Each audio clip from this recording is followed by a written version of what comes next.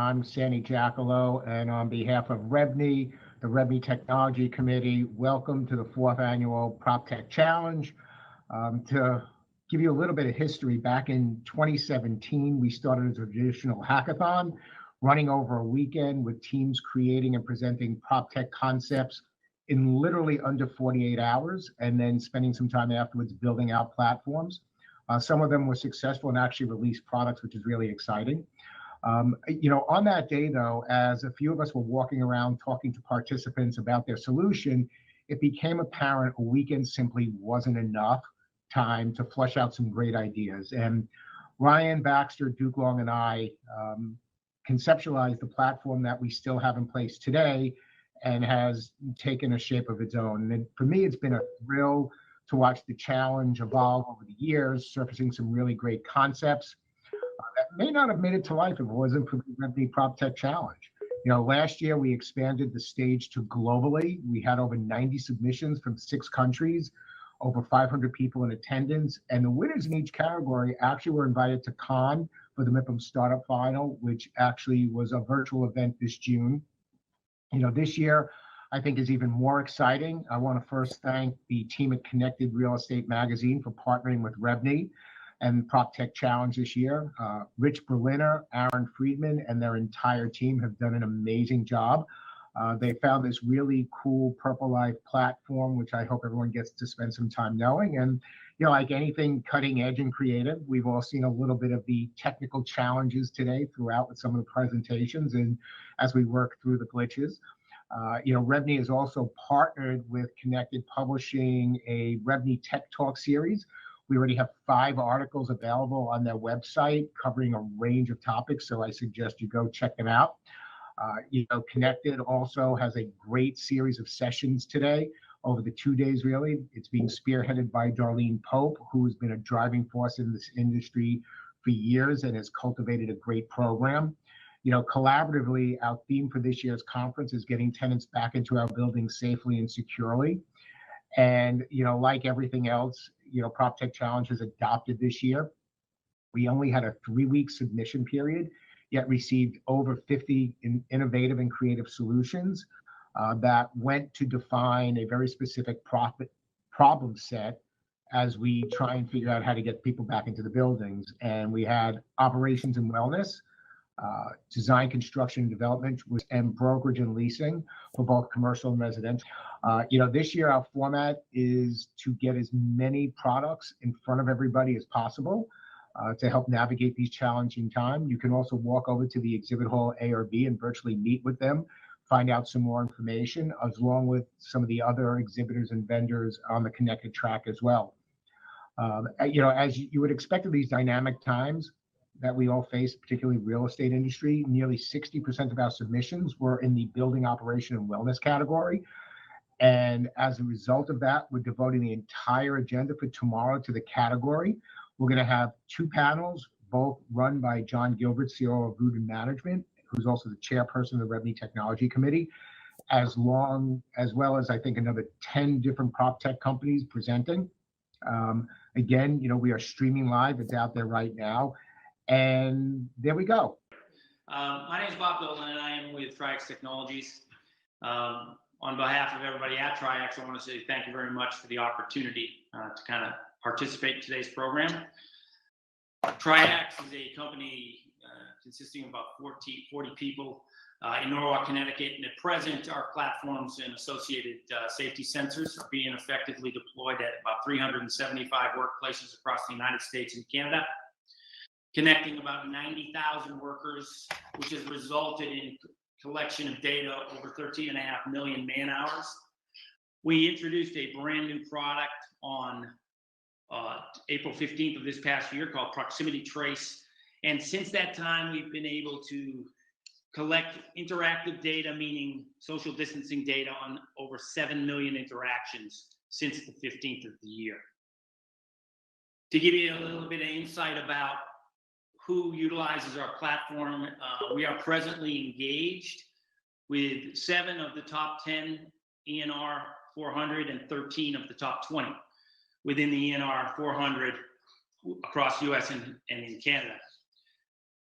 Proximity Trace and Spotter utilize a unique 900 megahertz communication platform in conjunction with our sensors and a proprietary communication protocol. The difference between the two products really is quite simple. Spotter offers a real-time robust mesh network that enables bi-directional communication between workers and construction management personnel. And these communications include evacuation alerts, worker-initiated alerts for injury and other emergent needs, as well as rules-based certification and access control components that play a very critical role in reduction of risk on a job site. Example of the certification alerts is this construction management firm can be, and safety leaders on the site can be notified of expired OSHAs, expired 4-hour scaffolding certifications, literally within minutes of a worker's arrival to the job. And that allows those construction management professionals to act quickly and accurately to rectify the situation. In addition, our platform enables the ability to push timely reporting, whether the cadence be a day, every week, every month. And most of this is facilitated by a simple 2-ounce sensor, which easily attaches to the waist of the worker. Our Proximity Trace product uses the same proprietary 900 megahertz communication foundation, and it fills a gap within the contact tracing on a job. As I mentioned earlier, in April of this year, and since April of this year, I should say, we've collected over 7 million social distancing interactions. The platform itself connects individual interactions on the job site within the workday. And we do that by enabling a ability based on signal strength between two sensors. So we can modulate that signal strength to get very close to or in or around 6 feet. And we aggregate the data of minutes spent in close contact and then push that to a secure cloud-based dashboard for potential review in case a positive case is identified. We do it by utilizing gateways, simple gateways, where we place at strategic locations on a job site that allows us to capture the data prior to a worker leaving the site, but potentially before they may have associated symptoms at home.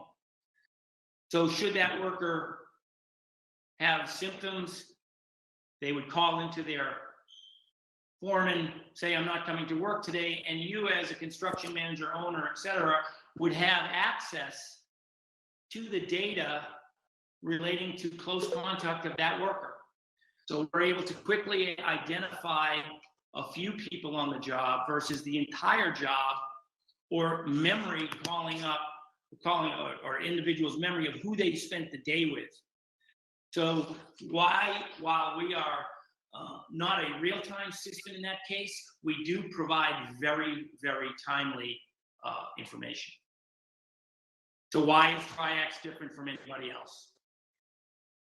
Well, again, we utilize a 900 megahertz network that I mentioned earlier, which is in fact very, very unique. This provides our users a very low power, lightweight, scalable solution that allows us to monitor both small projects and very large projects where extraordinary visibility may be necessary, and certainly extraordinary communication protocols would be necessary.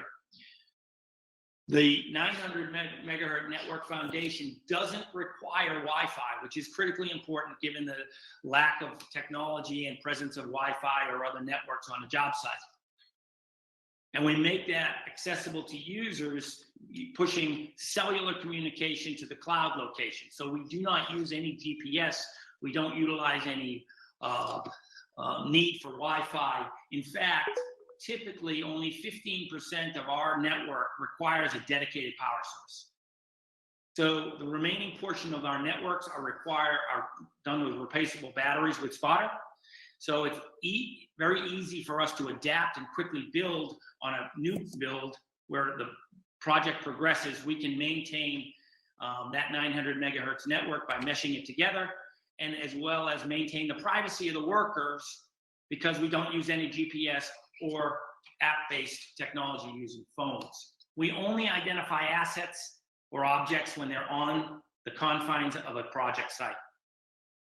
So our sensor itself has really been built with construction in mind. The spotter clip, which is our standard worker sensor, is a IP67 rated lightweight solution for everyday use.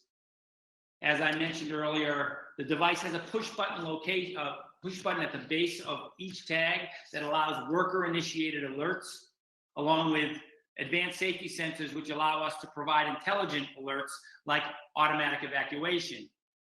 We can push an evacuation alert to every worker on site that allows, within the spotter framework, that allows every worker to be notified that they need to evacuate the site without sending individuals in to both alert people to get off or go in to find individuals. The other piece is it develops a report that allows first responders to see who's been on the site in real time and where they may be floor to floor. We also have a intrinsically safe Class 1 Div 1 wearable that has identical functionality to the spotter clip and the form factor that's designed around and for classified hazardous areas. We utilize sensors called points of interest to communicate device to device or device to the network in the case of spotter. With mobile equipment, that allows us not only to report where a piece of equipment might be, but also who may be operating that piece of equipment and if indeed they are authorized to do so. The technology also is integratable through an open API. We utilize NFC capabilities. So Spotter is presently integrated with many other technologies, ranging from turnstiles to onboarding software to project management software like a Procore. So this gives our users the greater ability to leverage investments that they've made in other technologies and integrate that data into our platform and streamline a lot of other administrative activities and thereby save some time. So as an example, in the city, this type of technology integration enables us to help our users stay completely compliant with local law 196 and produce a certification report within a push of a button. We also provide real-time visibility, so I can tell vertically and horizontally on very large construction jobs where people are, generally speaking, within a zone. Again, important to note, we do not use GPS in any way, shape, or form. So what impact does Spotter have on real-time platforms, or what impact does Spotter provide? Today's world, mitigating risk is such an important part of a successful project. And so our ability to create increased visibility to job sites does, in fact, and we have seen it, reduce risk. Time and again, we've seen positive and heard positive stories about the impact of response time due to the push button. When workers have been injured, safety personnel have been able to get to them quickly and easily and allow them rapid treatment and return to work in a shorter period of time. We've also been able to see the ability to reinforce safety best practices by reporting near miss, correct hazardous situations quickly so they do not lead to a potential injury for slip or trip over potentially even housekeeping issues. The biggest thing we provide is an objective database, and that objective database certainly helps in the investigation of injuries, as we know, generally speaking, related to other individuals on the job. So the data can be extremely powerful and very useful. And it also can create, beyond the safety side, some more efficient projects as well. We've got use cases utilizing our point of interest sensors on very large job sites and very small job sites. We've been able to tag individual equipment that have created efficiencies. We have literally tagged hoists, so helping a general contractor or a construction management firm schedule the hoist time more efficiently for both materials and people, thus maximizing the asset on site. From a standpoint of all of our sensors being light and lightweight, wearable. The proximity trace sensor is worn on a hard hat, so it integrates with the PPE already existing on job sites, and it does provide the worker and the construction management teams data they need to quickly act should a COVID case be identified. The access to really critical information really couldn't be easier because we are cloud-based. It's quick and easy to access through your password and PIN and immediately download data to sort and simply act. So in summary, really what Triax provides is a multitude of benefits utilizing either our real-time network or our proximity trace, which again is a gateway-based near-time network. We provide real-time visibility to the workforce on site and only when on site. The wearable technology provides workers a tool to proactively address safety incidents and seek help when injured, thus reducing response time. Our experience in working in construction and heavy industry and environments, we have a proven capability to scale a network that has resulted in improved management of workers, equipment, and providing actionable data around safety to reduce risk. In short, we continually support the mission for more efficient and safer job sites by driving data to enhance those two principles and put the data into the hands of the professionals in a real-time and timely basis. I'm here to answer any questions from the audience if necessary. If you have any questions, enter them into the public chat and we will ask them. In addition, by the way, Lori from Trax has actually put a link into the public chat with this presentation so that you can download it if you need.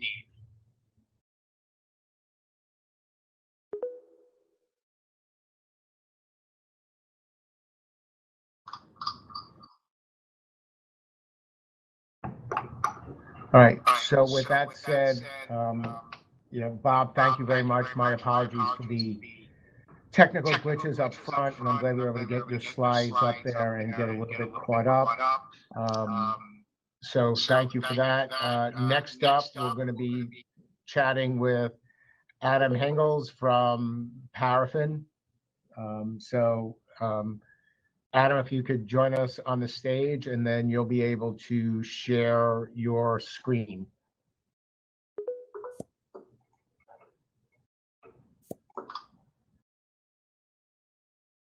Okay, I believe I have my microphone on.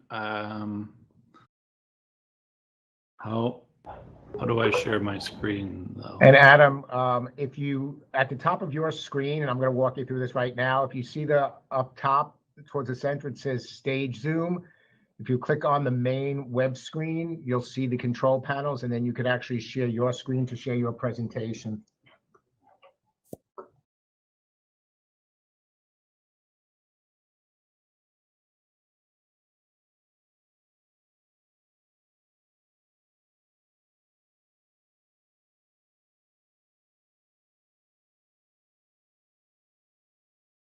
I'm sorry, I'm not seeing. I mean, I see the screen Zoom. Yeah, if you click on the middle, the left, from the second one over from the left, it says main web screen. Oh, if you okay. click on that to your right hand, you'll actually see the control panels where the third icon from the left will be share your screen. Where will I see these icons? Sorry.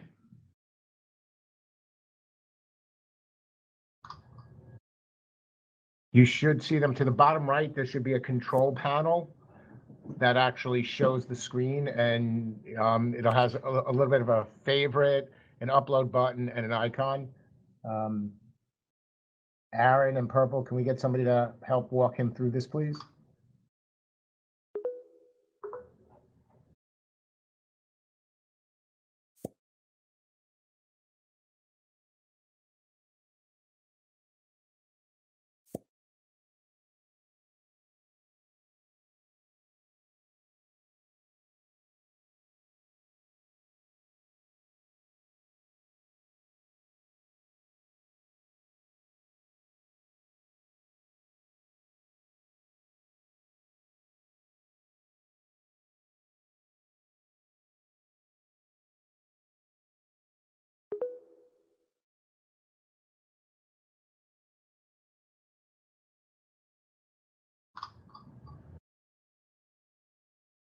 So everyone just give us a second as we get Adam's presentation sharing screen up there.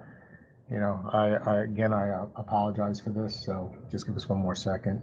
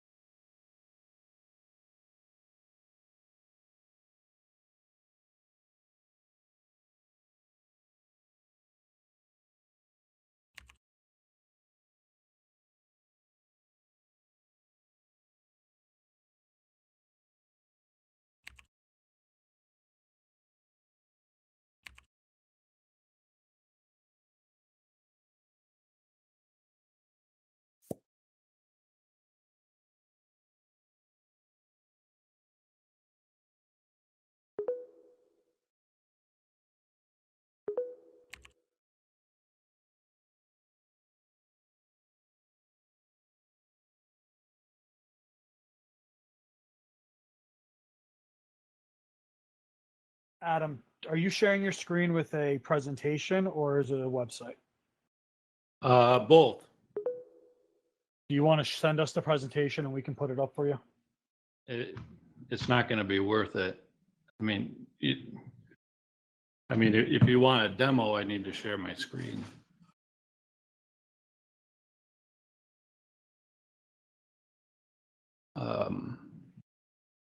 Yeah, I don't see anywhere on my screen where I can share my screen. So when you click on the when you walk in, do you see the presentation tool? No. On the bottom right hand side of this purple, you don't see this like a person? No.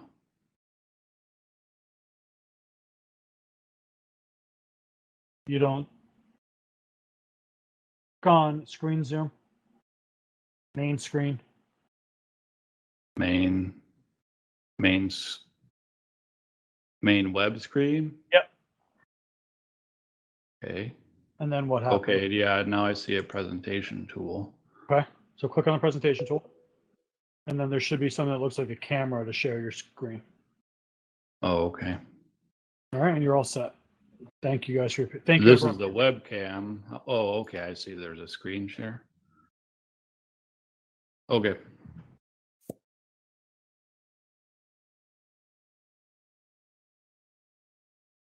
You have to minimize purple so we can actually see your screen. There we go. Yeah, hold on. I got to change my preferences.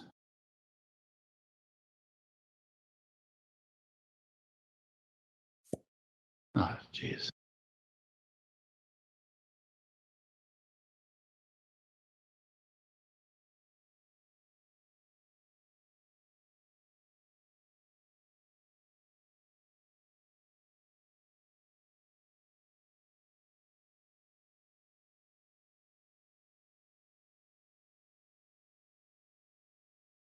Okay, you see my screen.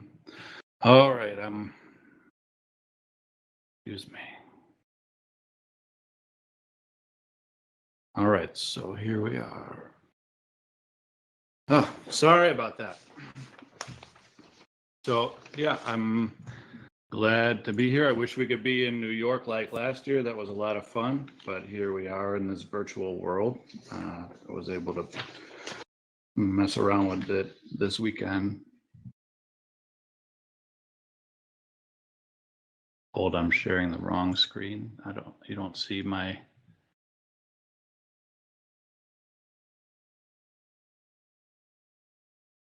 Don't see my slides. Okay, so we can. All right.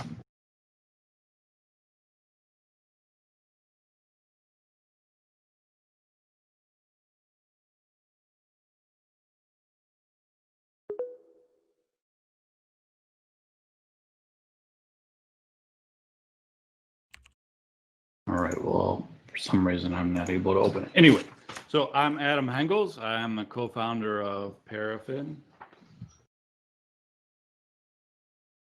Can't do anything.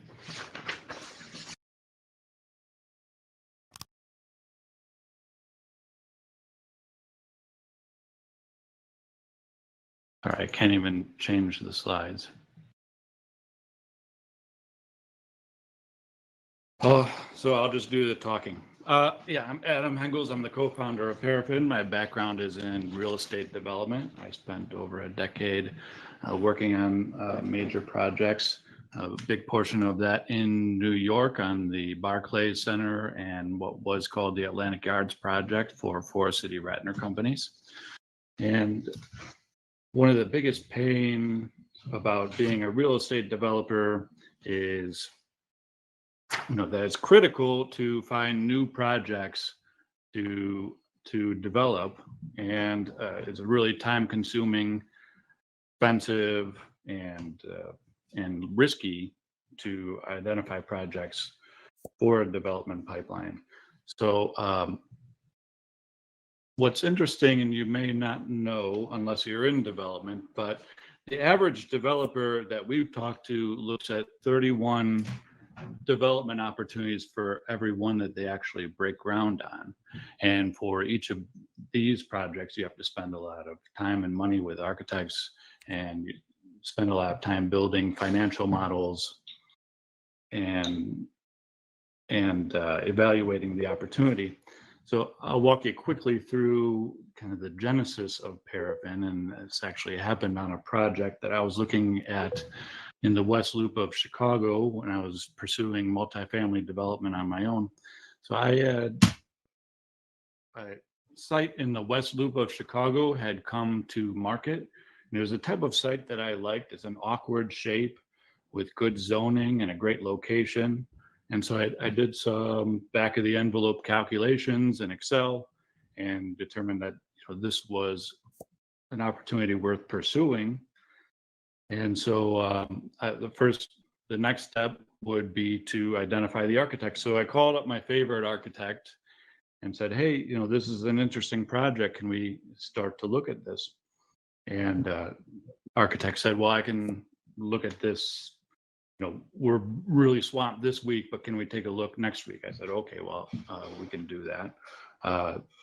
Next week came, and a few weeks went by with the same story, and I couldn't keep on waiting. The broker had been hounding me about getting an offer in. So I didn't want to go to the big firm who was eager to work with me because I knew they were going to work slowly. I called a third architect who was already looking at that particular site and saw it as a conflict of interest. I decided to call up my future co-founder, Brian, and who I knew could possibly quickly work on it with me. We had worked together at a previous startup, me as the developer, him as the architect. And so Brian was happy to jump in and work on it. But Brian's an interesting type of architect because he has a strong background in computational design, where he had co-founded the computational design startup at HKS Architects. So when Brian started coming up with designs, he used parametric modeling tools so that he was spitting out changes in the designs, rapidly every few hours, giving me new designs to evaluate. And each time he would do that, I would have to run and go build a new financial model and give Brian my feedback. So we decided, I told Brian, either you need to stop making changes or you need to learn how to do these financial models yourself. But a lot of the insights into Paraffin came from those early struggles. Eventually, I did get an offer in on that site. However, there was another offer on the table, and I ended up not winning that deal.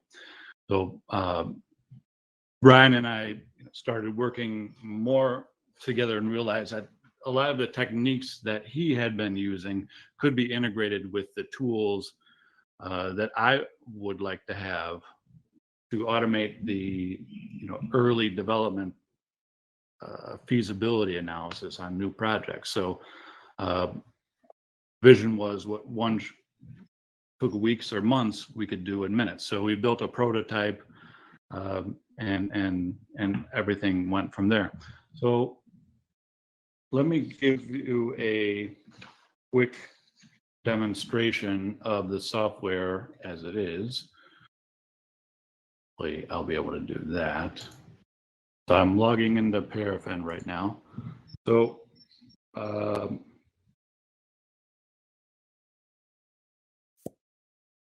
logged in. This first version of Paraffin for hotel development projects was built in partnership with Marriott Hotels. And the design standards for the Marriott Courtyard brand is preloaded in the software. And what you'll see is in 4 quick steps, we'll have a project up and running with the Courtyard brand standards preloaded into the design. So we'll start a new project. We'll just give that project a name, address.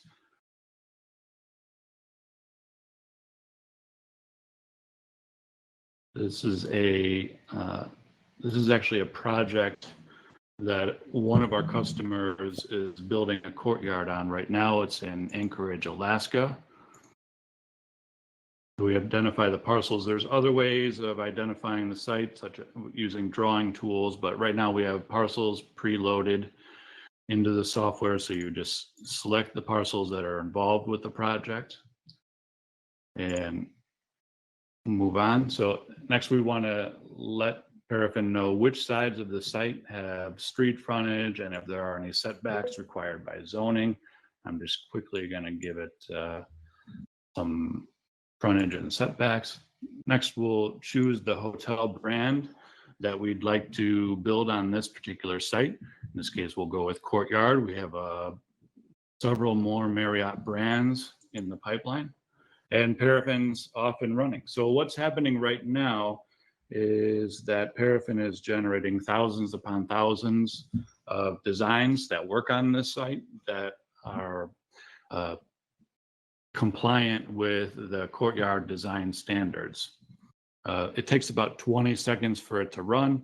While it's running, you can adjust some of your assumptions. We'll just go with a simple ADR and occupancy assumptions. So as I was talking, Paraffin finished up. So what we have here is basically 3 panels. On the left are the designs that have been generated, and for each of those designs there is a budget, development budget, and financial model. So we can sort these according to their investment performance or other metrics. Right now we're sorting according to yield on cost. We could look at, say, an equity multiple, and they'll be sorted accordingly. We can look at any one of these design concepts, and it'll, in the middle panel, we'll see the tables, basically an executive summary for this project. So we'll see the program, development budget, the revenue and investment returns. And on the right side, here's the design information. We actually have the an actual design that's been generated. If we choose another one of these concepts, let's go to something vastly different. Got 4-story versions. So as we'll see, these are lower, longer 4-story versions of it. So the developer is going to choose a few of the building program limits here. If they know they have a target mix of king and queen rooms that can be filtered accordingly, as well as the different parking ratios. If we know that our staff, another 3 parking spots that can be added. This is Anchorage, so we're not going to put an outdoor pool, but we can put an extended meeting room here, and our designs will change accordingly.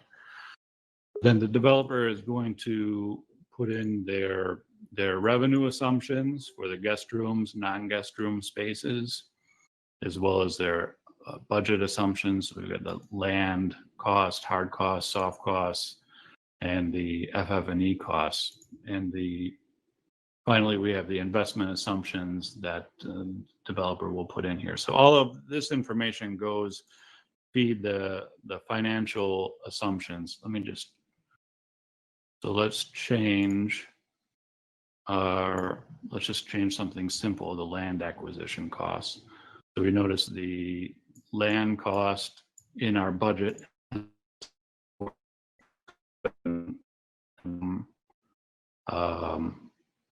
So we'll see the budget and investment model has adjusted for each of these designs generated. So jumping back over to the design, here we have an aerial view as well as a perspective, and then floor plans for each of these designs. But as you see, there's quite a lot of detail in these floor plans, and a big reason for that is Brian came up with a new technique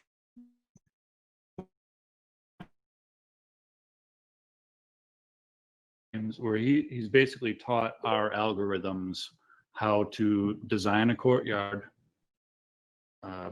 building, but it does that actually in Revit. So there's quite a bit of detail for each of these designs. We'll also have floor plans for the guest room floors. But now, since each of these designs have been generated in Revit, developer could download these Revit files, hand them off to their architect, and save their architect at least a week's worth of time building these Revit files from scratch. There's also the capability of downloading a PDF report or the financial model in Excel. So going back to presentation that isn't working on my computer. Presentation is showing, the actual Revit file itself, which is pretty exciting. If you'd contact me, I'll be happy to give you a live demo of the of some of the other aspects. But so right now, Paraffin is for hotel developers. We partnered with Marriott, and we currently have an invite-only program for developers who are developing courtyard hotels. We're loading more brands released in the near future, and we're beginning to work on a multi-family version of software. Really, Paraffin's the world's only generative design platform that's used by developers to quickly understand what they can build on a site and will it make money, and they can do it right in the cloud using the Paraffin software. If you're a developer who builds hotels or multifamily residential, I'd be glad to talk with you. The last slide had my contact information, but reach me at adam@paraffin3d.com. You can go to the website paraffin3d.com, and we'd be glad to set up a time to talk with you. Adam, one question from the audience. Does Paraffin build in a structured cabling plan? Structured cabling plan? No, what the designs that are being generated here are conceptual designs that a developer needs early on in the process of identifying new projects for their pipeline. So these are conceptual designs. There are some aspects of the MEP and other systems that that are built into the Revit model that's generated, but really that type of work is going to happen after the Revit file has been handed off to the architect and engineers.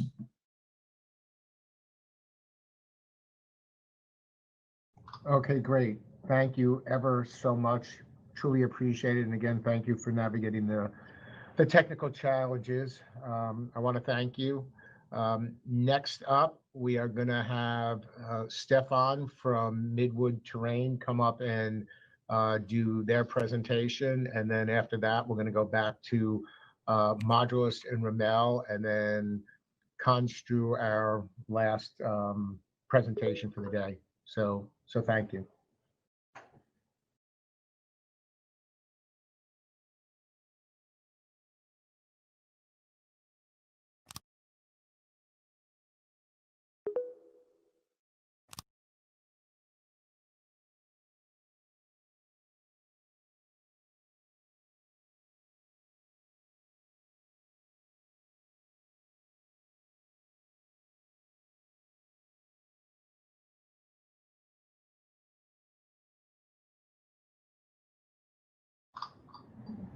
Can everyone hear me? See my screen? Okay.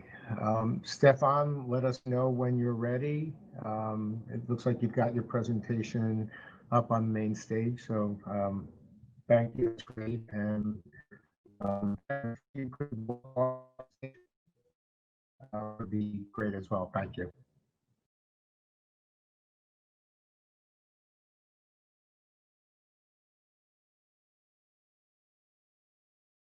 All right.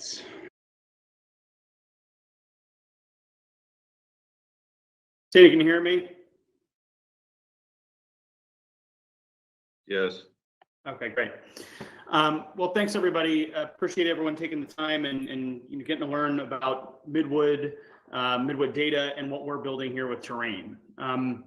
So as it relates to the PropTech Challenge, when we were reading through some of the specs and the topic items, that are relevant over the what seems to be a never-ending 2020.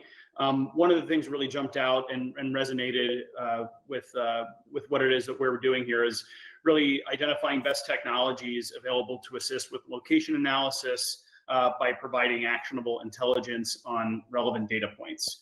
So what I'll do is take you through and give you a bit of an intro to Midwood, to Terrain as our platform, and give you an idea of how this applies more broadly in the context of real estate investment and development.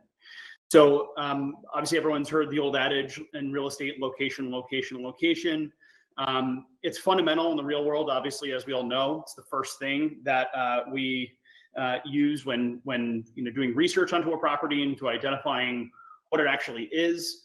And then, in the context of an investment firm like Midwood, which has been around for 95 years now and is active in a half a dozen major markets across the country in various asset classes, it allows us to, have a single identifier in the form of an address or a, latitude and longitude pair to, begin to kick off, what would otherwise become months and months worth of analysis and engaging with consultants to develop the relevant context needed to allow us to understand a particular location.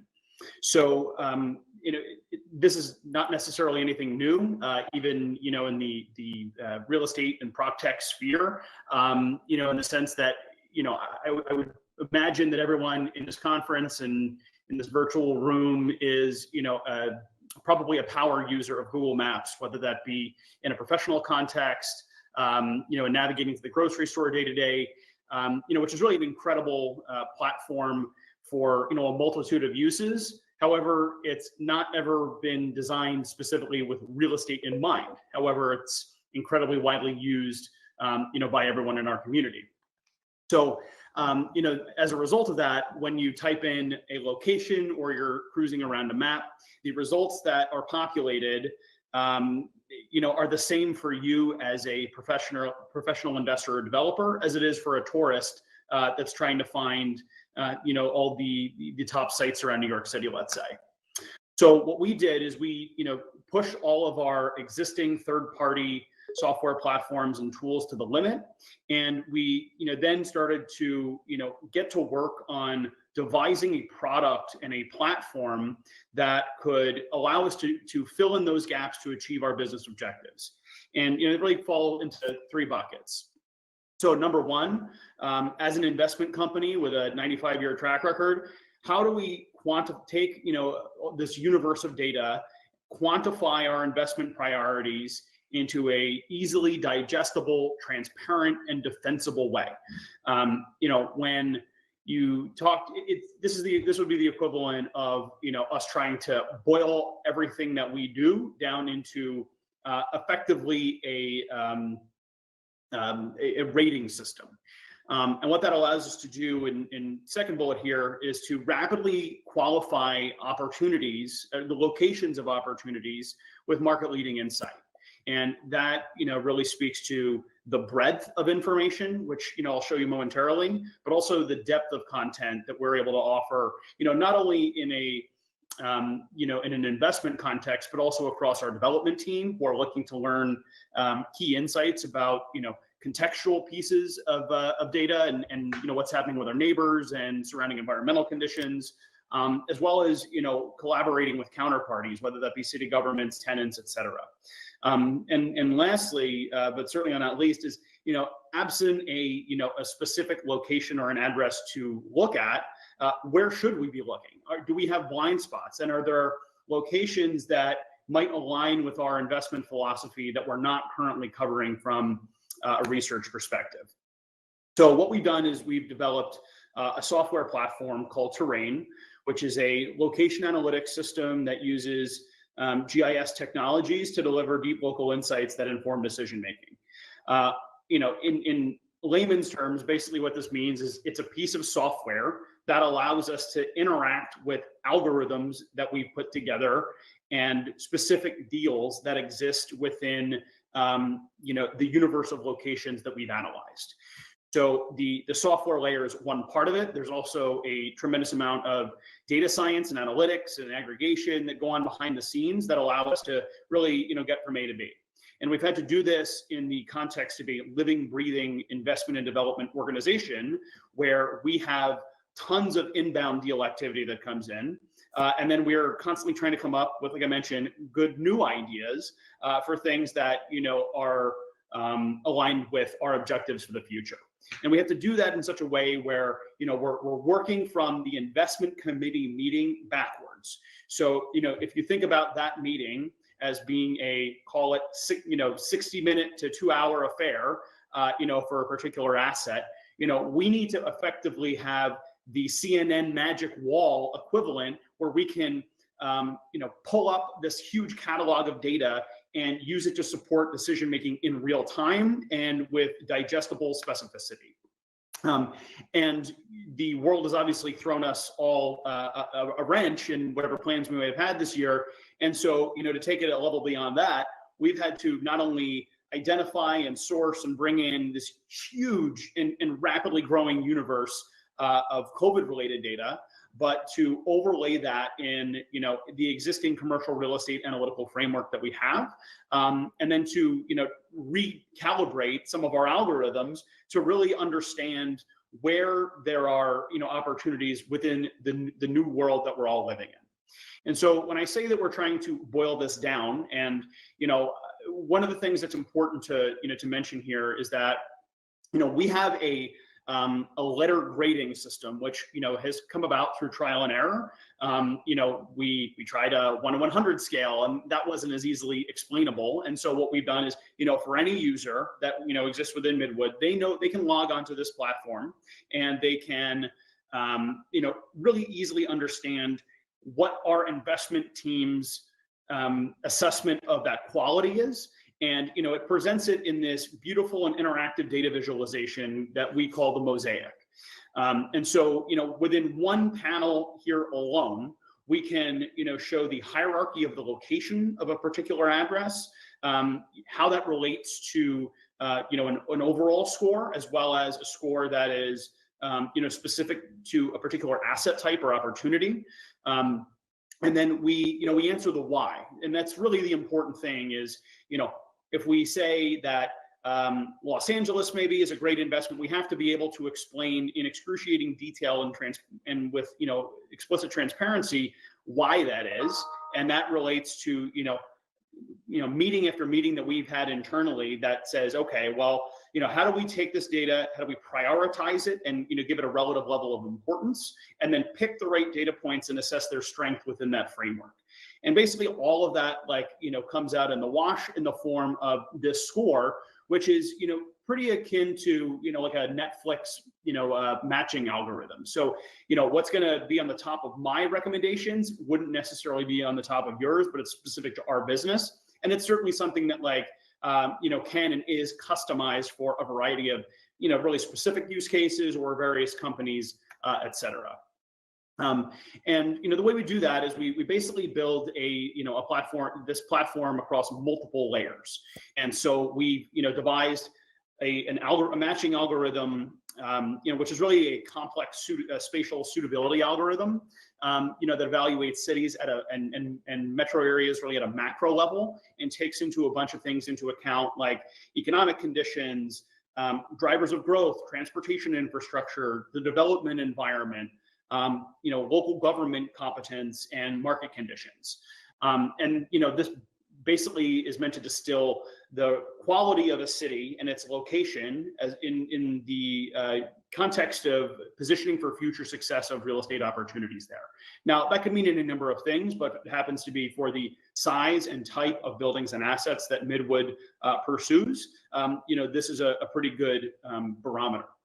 But then once we get to the map of that city, we need to understand where to begin looking, or where those hotspots are within a local context. And we do that by a second layer of algorithm, which we call area score. It's kind of, let's say, our version of walk score in some ways. And it considers a completely different, but hyper local, level of relevance, across like a variety of different data points, as far as the population composition, resources available, so access to schools and hospitals and shopping and amenities, transportation on a local level in terms of where you might be close to a bus stop or a bike share or something along those lines.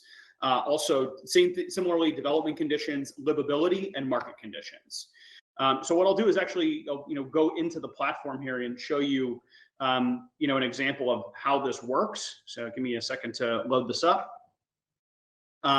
And what you'll see here is, first we'll start with kind of the exploratory use case, right? So, you wake up in the morning as the VP of investments at Midwood, in my shoes, and, we have to, come up with some ideas of, where we might begin to look. Now, the data from, in this platform and these algorithms, which, comprise the scoring, really, they come in from third-party, public, validated sources or things that can be procured by a proprietary license, and they are refreshed on a frequency level that is reflective of the relevance of the latency of that data. So for some things like foot traffic and mobility, they may be refreshed weekly. For things like bedrock depth, which are geological in nature, they're not necessarily refreshed.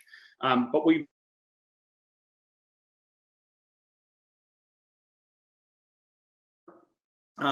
just to basically fast forward and reverse so that we can, in this case, what our view of the world looked like in a pre-COVID environment and then a post-COVID environment.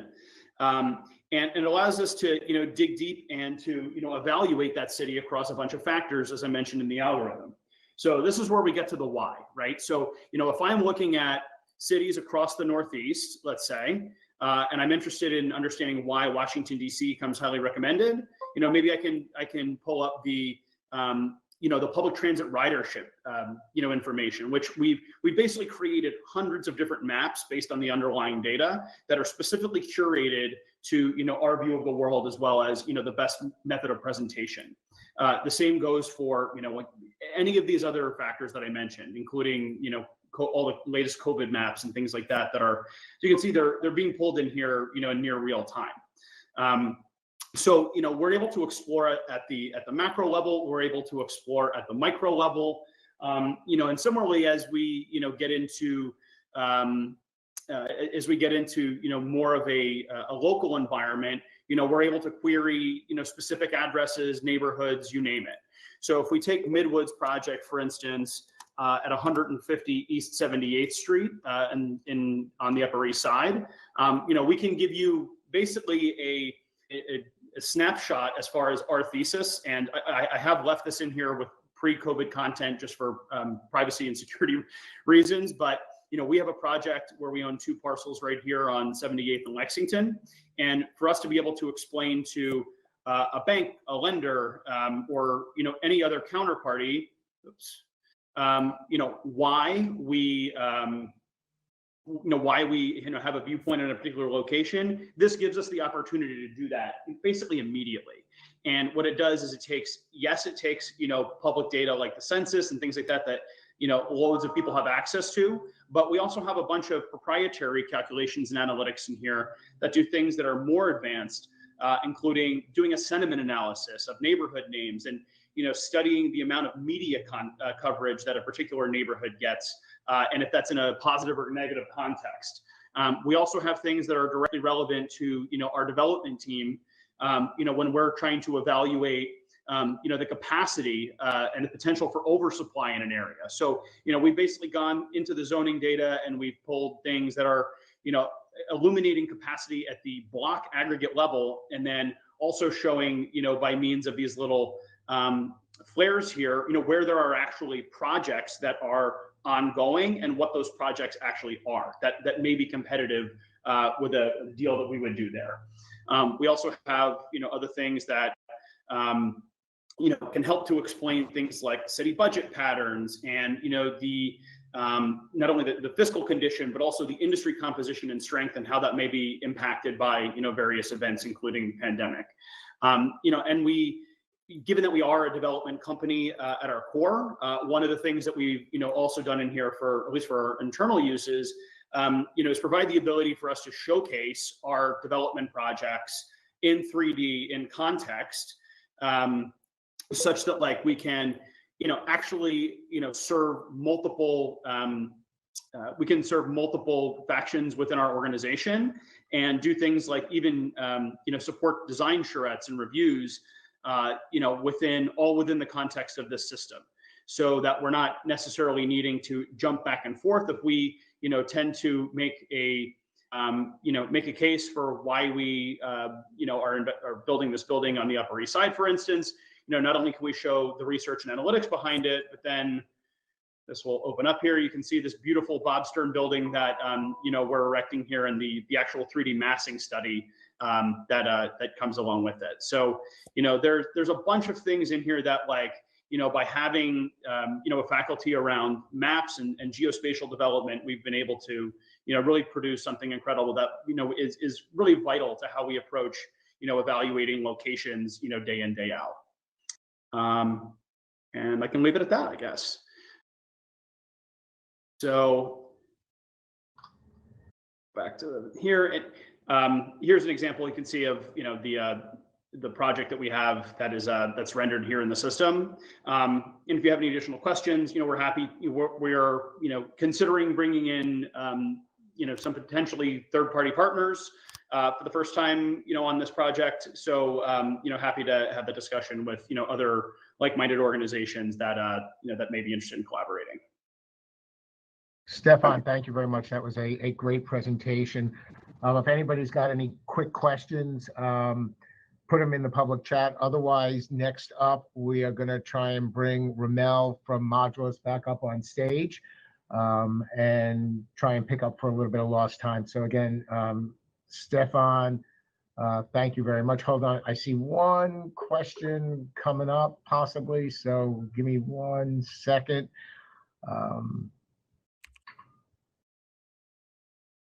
So the question that we have is this primarily for internal use, public sale, or what is the question? So we designed and built this from the perspective of for our own internal use, but it has much broader applicability, for other organizations. It's not something that you can go to the website and sign up today. It's more of a consultative negotiation, but there is an opportunity for collaboration to use this product. And we have it available for multiple markets as well. Great. Thank you very much. Great job. Thank you. Thank you. All right. So next up, we've got Ramel Batney from Modulus. So we're going to get his presentation up there. And again, Stefan, thank you very much. And we'll take care of changing the screens. Right, so hopefully you can hear me and see the screen.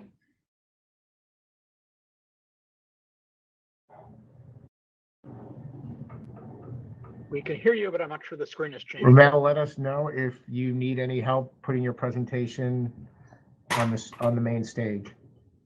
Right, well, I'm sharing the screen now.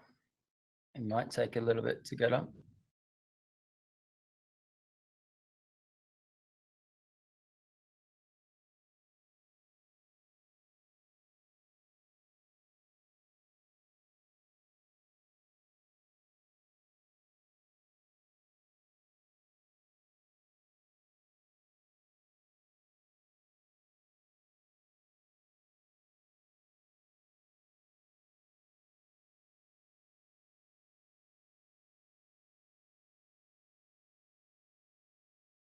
All right, can you see my screen on the presentation?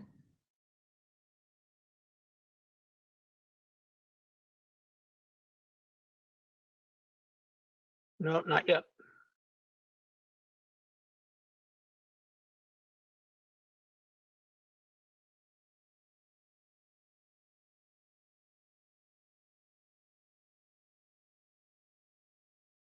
Aaron in purple, can we get somebody to help Ramel make sure his screen gets loaded?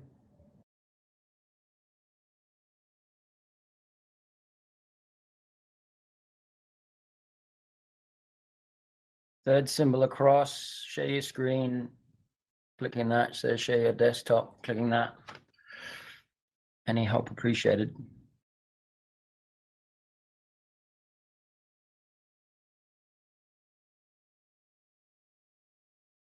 So it looks like you're sharing your desktop now. You just need to share the appropriate window.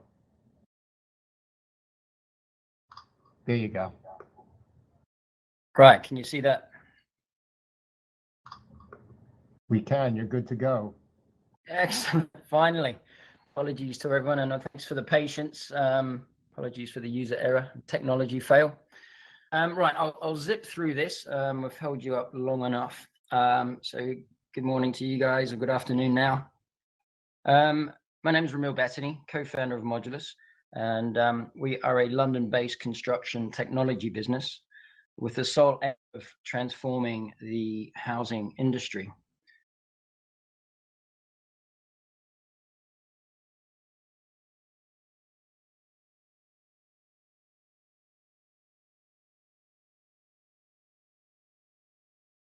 Right, so after many years of frustration in the construction industry, our team decided it was time for change, and we set out to revolutionize the way homes are delivered. Our mission, quite simply, is to enable the high-speed design and delivery of quality, sustainable, and affordable homes at scale and pace globally. There is a chronic housing shortage, which if some of you were joined in on the roundtable we discussed briefly, population has doubled in my lifetime alone. We need to build over 500 million new homes at a cost of approximately $16 trillion just to keep pace. And the industry just doesn't have the ability to deliver that many homes. In addition, we're faced with an aging population. Households are reducing in size. There is a construction skills shortage and a material shortage, and construction costs are constantly escalating. And one of the biggest problems is a very protracted and inefficient design and planning process.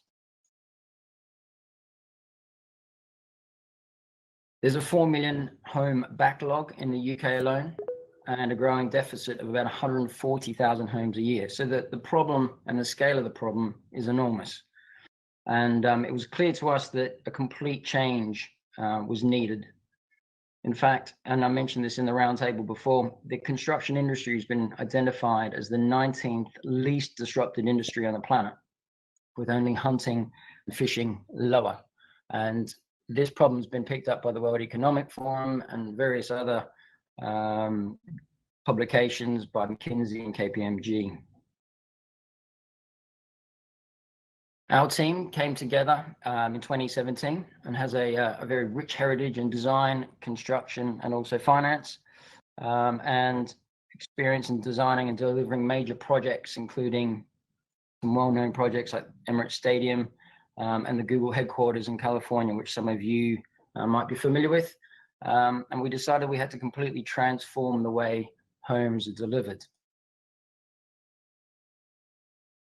The team heritage provides us with a unique depth of experience, from consulting engineering to architecture to tech innovation to finance, from a wide range of global companies and organizations. Some of the projects that the team have delivered include some well-known stadia here in London, Newbury Racecourse, airports, BBC Broadcasting House, the Google headquarters in California that I've mentioned, and a lot of residential projects as well. So our understanding of the problem in delivering homes at scale and pace is very well understood by the team. Clerkenwell Close, bottom left corner, was a Sterling Prize nominee, and Murray Grove in London was one of the first modular homes or apartment buildings built in London. So based on our heritage and experience at Murray Grove and Google headquarters, amongst others, the very core of our DNA embodies our strive for zero carbon and zero waste design. This mirrors the Sustainable Development Goals, which are a collection of 17 interlinked goals, which you'll see on your screen there, designed to be a blueprint to achieve a better and more sustainable future for all. These SDGs were set in 2015 by the United Nations General Assembly and are intended to be achieved by the year 2030. That's quite a steep target. Our modular solution has 11 specific touch points within the SDGs. Health and well-being, one of the key ones, which ensures that there are no materials of concern and that the homes meet the WELL standards. Others including affordable and clean energy, decent work and economic growth, sustainable cities and communities, responsible consumption and production, climate action, partnership for the goals. Primary focus for us being to ensure that our build solution increases energy efficiency, reduces energy use, reduces building waste, and minimizes vehicle movements from suppliers and to sites and around sites. The only solution for us was to develop a fast-track platform to accelerate the design process, digitize the construction process, and enable a network of third-party assemblers to deliver homes locally to the project.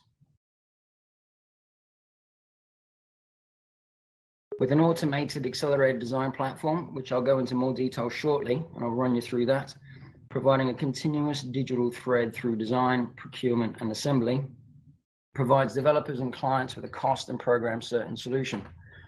The accelerated design software allows for architecturally designed, fully engineered, and planning compliant designs to be created in real time. And incorporating a standardized but exceptionally high performing kit of parts that enables rapid assembly, similar to the automotive and aerospace industries, which we discussed in the roundtable. This standardized kit of parts allows us to incorporate as standard intelligent design and smart materials in order to achieve the highest levels of energy efficiency, sustainability, acoustic performance, and occupant health and well-being, as well as ensuring that with meticulous design and use of non-combustible materials, we exceed fire safety building regulations, requirements, and prioritize occupant safety. And this is of paramount importance, especially in the UK post-Grenfell, which is now 3 years on. This is all underpinned by a mature, extensive, and fully integrated supply chain network.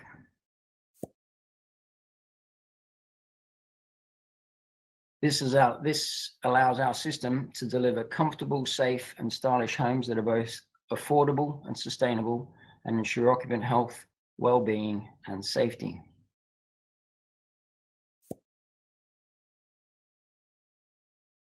The secret behind our transformational approach is the integration of the kit of parts and the automated design process. Kit of parts is one of 3 data sets we use to automate and accelerate the design. The other 2 are the building codes and the developer's brief. Now, the kit of parts allows us to produce a standardized carcass for the building. So everything that's invisible within the home is standardized. Everything that is visible, such as the interiors, the fixtures and fittings, and the exterior and the facade, are completely customizable and can be bespoke designed.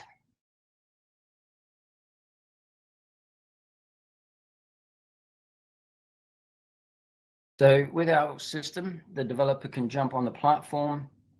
You can set up the project and upload the plot of land you're keen to develop. Once you've done so, you can feed in all the details about the project.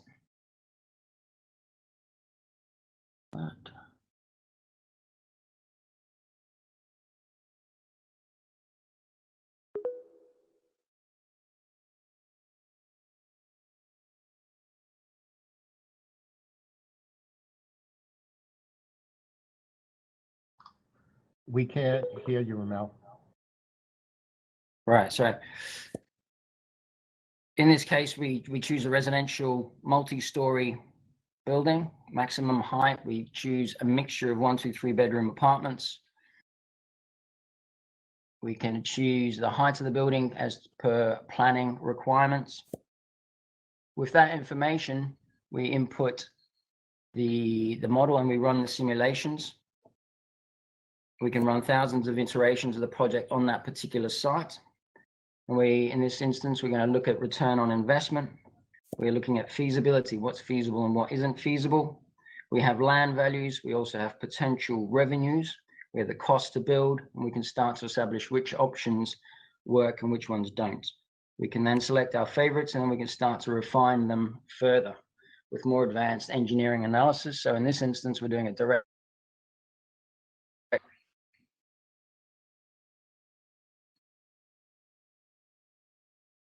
Hi, Ramel, 2 quick things. One, your slides aren't moving, and secondly, need you to wrap up in about another minute or so, please.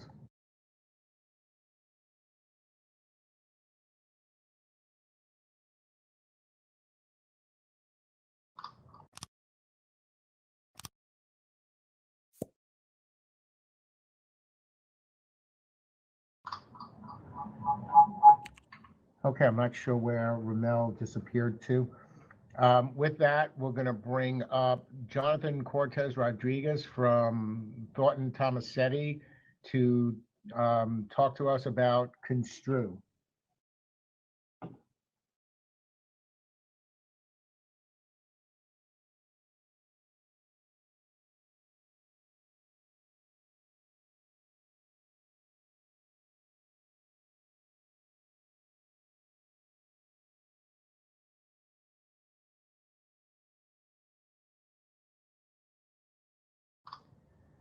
Right. Jonathan, please make sure you're not on mute so we can hear you as you do your screen share. To do your screen share, up on the top, you'll see the screen zoom bar. There you go, you got it. And now just select your presentation and we're ready to go. Thank you, and much appreciated. All right. Thank you so much.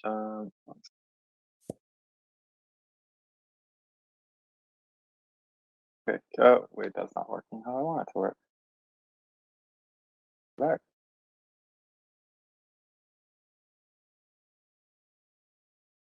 Oh, I see. Flop. All right, sweet. Okay, so, hi everybody. My name is Jonathan Cortez Rodriguez, and I'm here to talk to you about Construe. I'm also here with my fellow colleagues, Charles Portelli and Shannon McMullen. I believe they're like literally sitting right in front in the virtual seat. That's pretty funny. But anyway, okay. So we're the team representing Construe. Feel free to check out our booth as well. And also ask us any questions anytime you like. Without further ado, let me talk to you about the Construe. So welcome to Construe. Construe, to be specific, is an environment for building data. And as you can see on the screen, there's this logo with all these like recognizable icons. I'm sure some of you might recognize them from different software platforms you may or may not use, or software platforms you might have to like interface with for just basically getting your project into development. But what does it mean when we say an environment for building data? It's kind of an ambiguous term, right? Where is my text? Oh, sorry. Construe, my apologies. Construe is in other words, it's a common data platform. But of course, with any common data platform, you need to worry about security, especially with all of the things that go into project. Oftentimes, some of the things go into project are very high profile or just very sensitive towards publicity and all that. So to start off, Construe is web-based. It is very secure. It has a centralized data repo. And it also tracks your projects. In other words, project history and change management. We'll talk about this more in detail later on in the presentation. And as I mentioned, building data, building information modeling, it does integrate itself into the idea of automated BIM.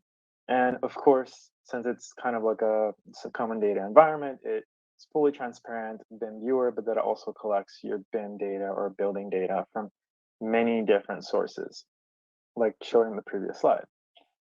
Now, the term data or common data environment automatically shares itself to or lends itself to the idea of data plus community. In other words, common, meaning shared by, coming from, or done by more than one, belonging to, or open to, or affecting the whole community or the public, belonging to two or more qualities. You can think of common as the idea of community, or the community representing the idea of a team. You have many different people working on a project at all times, and not everyone shares the same knowledge or even the same lingo or the way they speak.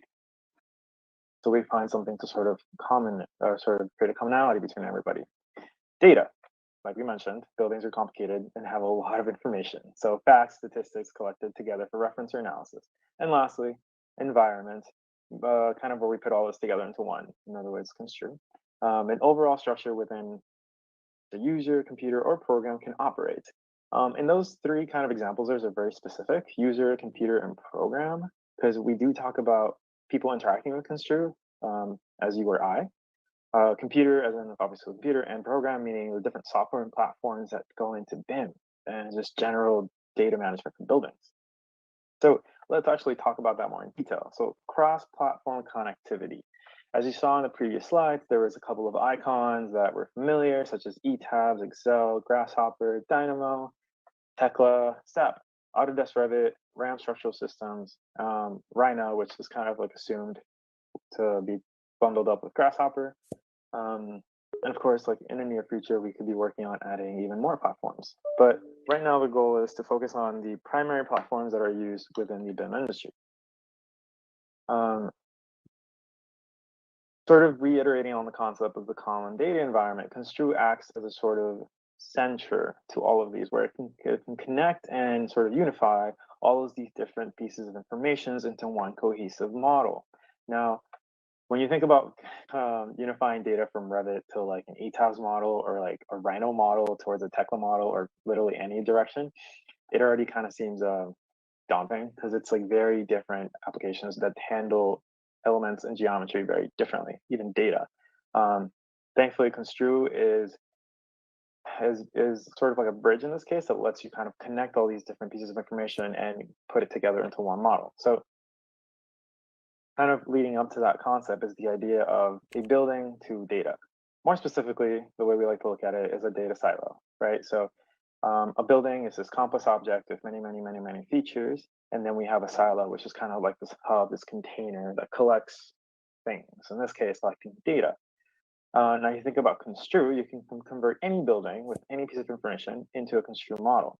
But of course, Construe isn't just for one model, one project. It's more, like we said, a common data environment. So it's a collection of projects of data silos. You can think about it like this. Every single data silos is a project you're working on or a building you're developing. And that contains a series of information ranging from all sorts of different things down to analysis, all the way up to more like geometrical kind of design changes.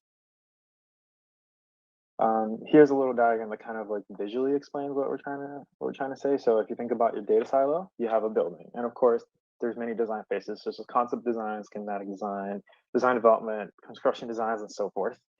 Many things happen, right? A lot of things happen. The buildings tend to grow and change. Sometimes they can manipulate themselves from a little tiny couple story building to like a full blown tower, as you see on the screen. But the point is, like, no matter what kind of changes your project is going towards, Construe can be integrated to assist and also contain the historical changes and data that happens. So you can think about this as like, in an example, if you think about BIM, right? BIM is not just building information modeling about one specific building. You also have to think about all the history that went into every single change. So Construe keeps track of all that. So now that we talked about sort of the overall concept of Construe, wrapping up of sort of the diagrams and explaining like what it is, what it can be, and what it can be applied to, we've also compiled a series of examples that can help you better understand what is Construe, how to use it, how to apply it, and how has it been applied and used in the past. These are some screenshots of some projects that we'll touch upon, and we'll also talk about how Construe has helped them kind of get to where it is today. Now, one thing I do want to talk about is the idea of flexibility and scalability. I'm going to mention this a lot as I go through, but the point is Construe is not limited to a number of projects, nor is it limited to a type. And lastly, it is not limited to a size of a project. You can be working on something as large as like the Hudson Towers, or something smaller like a pavilion or an art sculpture installation. Really is up to the user to decide what gets integrated into the platform and what comes out of it. One of the examples here, we have Lucas Museum of Narrative Arts. If you are not familiar with it, it is an up and coming museum that's getting built in Los Angeles. It's currently under construction. And Construe greatly helped this project carry through all of its design phases and now I believe CD phases. Looking more towards how they decompose a facade and how the facade went from these sort of ambiguous, weirdly shaped spaceship-like panels to something more rational. But the point is, when you're dealing with something so unusual, you often have to deal with different software and different people involved, right? Think of Rhino, or in this case, even Maya, if you're familiar with that platform. That was what they originally designed the thing in. But then, you have to bring it into SAP, you have to bring it into ETABS for analysis and just understanding, can this thing stand up? Of course, through all these developments, we have to take into account like this is one massive complex, so we have to sort of keep track of everything as it evolves. Construe allowed that translation and sort of data management be a lot easier than having to import, export, and rebuild things across platforms. Ultimately, here's an example of one of the biggest things Construe helped on is basically allowing teams to combine forces and be able to connect facade with the main structure with, of course, the overall architectural intent. In other words, eventually Revit for documentation purposes. Another example is via W57. Now, this one's kind of a fun example that pokes at the earlier diagram we had, where we talked about the whole thing kind of evolving from like a smaller building to a larger building to a much larger building, right? But the point is, like, Construe can be integrated across any phase of the project. It doesn't have to be A, B, or C, like specifically. It can be integrated early on and then kept as a record and then reintegrated back or used to streamline the entire process of development. And as we can see here, this is the final model, or final structural model, I should say, representing the conditions of the finally built BF57. Additionally, for those of you who are interested in analysis, Construe does support a certain degree of analysis information on your elements. So that's also very useful when you're sort of creating reports and data and transferring between other platforms. Another project changing scales here, as you've noticed, we went from a large scale unusual museum to a sort of unusual residential tower or pseudo tower to now more of a standardized institution, I should say. Still funky geometry, but what's interesting about this project is that Construe was used in numerous different ways, sort of showing the power and flexibility of it, where you're not sort of tied to it at any given moment, and you can integrate it as you need. Now, as we know, most projects do not have a standard workflow. They kind of go really all over the place when things are developing from point A to point B to point C, right? In this case, Construe was used to be able to translate all the changes back and forth between Revit, Tekla, CSI ETABS, and whatnot to just help the project get across and also carry the information and make sure that nothing gets left behind, but of course things get updated as it goes. So in short, a very powerful tool to make sure the project gets developed and things aren't redone, right? Here's another example, just saying the final model, how it became a combination of various different software platforms, RAM, SAP, and ultimately Revit, documentation, right? All got combined together to produce this final model that can be conserved and saved in Construe, but then ultimately transferred out for other purposes if need be. Another example shows this is the National Museum of Intelligence Special Operations. It's another museum that's currently, I don't know if it's under construction, but it's getting there. Another example is Construe does have a various amount of features that are more than just talking about data and containing. It talks about the idea of flexibility and even fixing. So in this case, if you have a model that might not be connected, let's say you have a couple elements that are just ever so slightly off, we have what's called framing repair. And Construe can take a given model, upload it from Revit or eTabs or whatever your platform of choice is. It can analyze the elements and basically connect them together to ensure that connectivity. And as we all know, when you're dealing with building data, you want to make sure things are accurately connected, obviously to reflect its real state, and ultimately to also show the building correctly. So for documentation purposes, you definitely want the drawings to show the elements connected. Now, there's a couple other things I do want to touch up on besides framing repair. And Construe also has a series of other integrated flexibility and functions that I could spend a long time just explaining and going over here. This is kind of like a snapshot and overview of the overall platform. But here, what we're really going to look at is, for example, a project that has to deal with a point cloud. Construe can help the teams develop, process this and basically help the project carry it out. So let's say the team develops a point cloud and they develop a Revit model based on this. They can transfer it out to another platform and then do what they need to do and bring it back and essentially just get the project through. So in other words, there is no particular format that can stop from Construe getting integrated. Construe can get integrated regardless of what the project requires.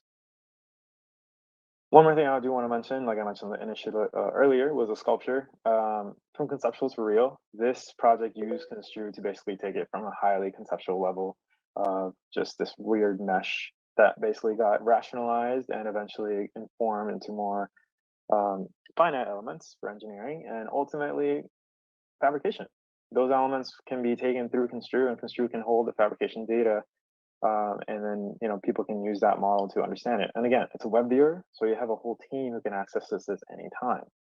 You're not necessarily tied to an application. You can just go on the web, go into the account, and run. Lastly, to kind of like wrap up here, these are some just kind of feedback we've gotten over the past few years about different companies, different people we've worked with, just saying, the positivity of Construe and how they've been able to apply it across different conditions and different projects. And it's, it's always nice to see the product is getting used effectively and it's actually doing what it's intended to do. So much. If you have any questions, please ask or check us out at the booth. Thank you. Great job, Jonathan. And I know Shannon posted some contact email addresses in the public chat for everybody that wants to follow up afterwards. So if you can, I strongly suggest you do. And that's the last section for the morning session. So I want to thank everybody who's been watching, who's participated. It's been, despite the technical challenges, I think, we've seen some great technology from people along the way. And, we're really excited to have everybody join us at 2 p.m.